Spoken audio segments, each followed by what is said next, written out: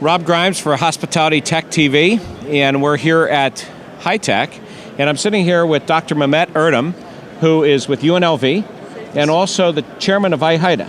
Yes, that's true. Do you want to tell us what iHITA is? Absolutely. Thanks for having me here. iHITA is an association of scholars, educators around the world, and our main mission is to bridge the gap between what industry is looking for in terms of research and what academics do.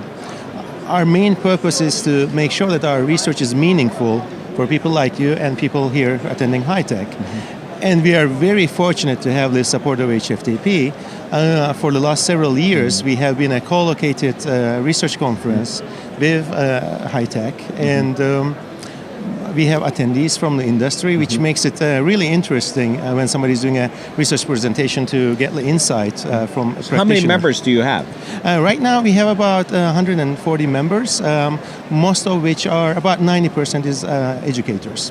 Are educators. So how many hospitality programs are there, around the world or in the United States that actually have a focus on technology? Out of the 300 some programs, unfortunately the ones we focus is only a handful. However, for the most part, about half of those programs do offer some sort of an IT course. In our association, we do have a global representation, a consistent active population of about 20 or so universities. Now, you focus not only on hotel technology, but you also focus on food service, all hospitality technology. Absolutely. Okay, so you've obviously been very involved. You teach this. So what do you see are the trends that are coming up this year in technology?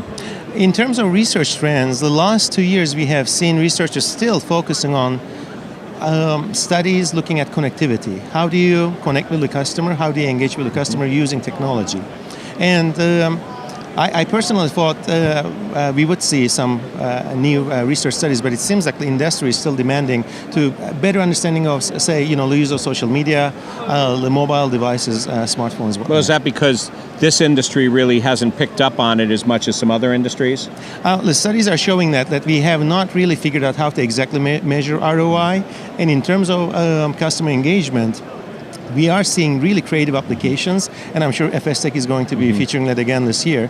But we need to study it in such a way that we can actually measure it and say, okay, this is how we can justify it in the budget. So you said that you're surprised that you didn't see new types of studies coming out. No, in most research studies, because I'm pretty sure our audience doesn't realize this, but most research studies are funded by grants, or do the universities just decide to do it? Or how's that all work? For the most part, the studies come from the faculty's professional development account if there's some funding issue. However, one of the missions we have at iHITA is to encourage faculty to attend shows such as FSTech and HITEC and make a case for why their study should be funded by a private company. Ideally, we like to also support grants, external grants out of the university, but in terms of technology grants, there is only a handful. So does iHITA itself get grants, and then it can disperse those grants to various members to do research? I'm glad that you asked this question, actually, because on our last conference, which was on Sunday, that was one of the decisions we have made as executive board.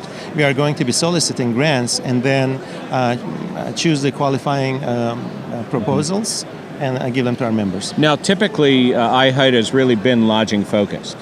Because of the HFTP background? It also has a tourism focus. I would say most of the studies have a focus on consumer behavior, but we do see, for example, the use of user-generated reviews in restaurants. That was one of the recent topics that is covered. Right. So do students also get involved? I know faculty, graduate students. Do students also, are they involved in the research? I'm very proud to say that about half of our presentations is actually by graduate students. And I myself, when I was first involved at iHITA years ago, I was a graduate student myself.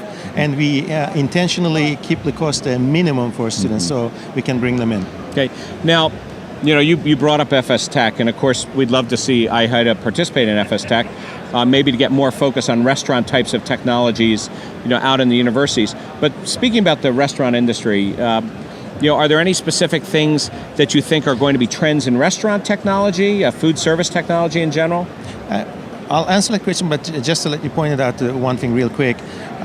What I'd like to convey to my fellow scholars, faculty members out there, restaurant industry is a field that we really need to be looking into in terms of funding, in terms of creative research. And I personally, speaking for myself, I find people that work in the food and beverage restaurant industry to be a lot easier to approach in terms of accessing to data and say you want to do an experimental design. So in that aspect, it's a really a platform that we need to look into. Well, there's all size organizations, so it makes it easier to get to franchisees or smaller groups or independent operators or regional. And then, of course, you have the brands as well, and they invest a lot. Absolutely. And going back to your earlier question, I didn't answer that, but we are planning, we've been talking about having iHITA presence at HOStech, and we've been fortunate for generously inviting a number of educators, very distinguished people to the advisory board.